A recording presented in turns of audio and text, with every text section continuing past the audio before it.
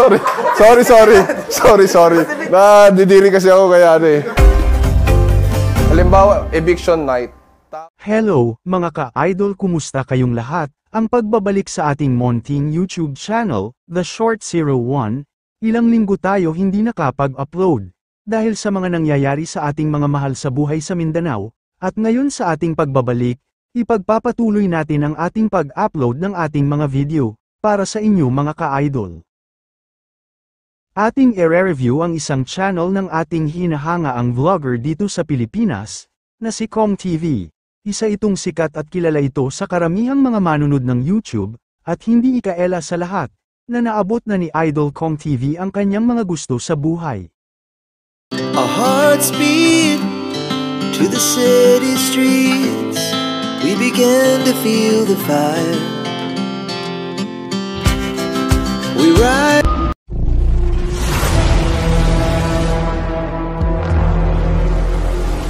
Disclaimer lang po mga ka-zero, itong ating ginagawa pagre-review ng mga YouTube channel, nagbase lang po tayo sa isang website, ang Social Blade, dito tayo kumukuha ng mga information para sa ating pagre-review ng mga channel. Kong TV, may upload video itong umaabot ng 557, at may subscriber itong umaabot ng 11.8 million, at may video views itong umaabot ng 1,763,400,092,936, Country Philippines, nag-umpisa ng YouTube, 13 of February, 2008.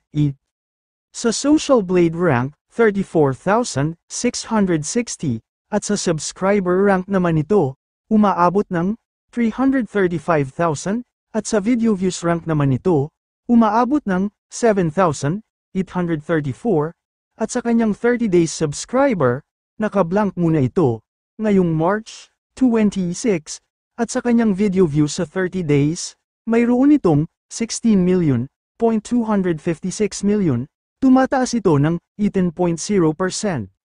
At dito sa kanyang YouTube stats summary, maganda ang takbo nito sa bulan ng Mayo at sa ngayong Abril, sa subscriber at ang views at ang estimated earning nito. So uunahin natin sa kanyang weekly average, sa kanyang views na nakukuha sa loob ng isang linggo, mayroon itong 3,07,903,153, at sa weekly earnings naman na pumapasok sa isang linggo, sa lowest estimated earnings nito, mayroong $948, kung e-convert sa Philippine money mayroon itong 52,140, at sa highest earning naman nito, umaabot ng $15,200.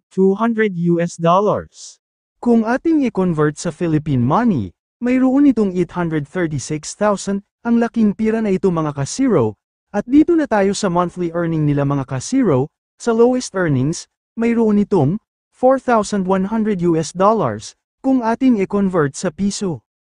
At dito, sa kanyang lowest earning, mayroon itong $4,100 kung i-convert sa Philippine money mayroon itong 225,500, at sa highest earnings naman, umaabot ng 65,000, i-convert sa Philippine money, mayroon itong pira, na umaabot ng 3,575,000, grabe ang super laki.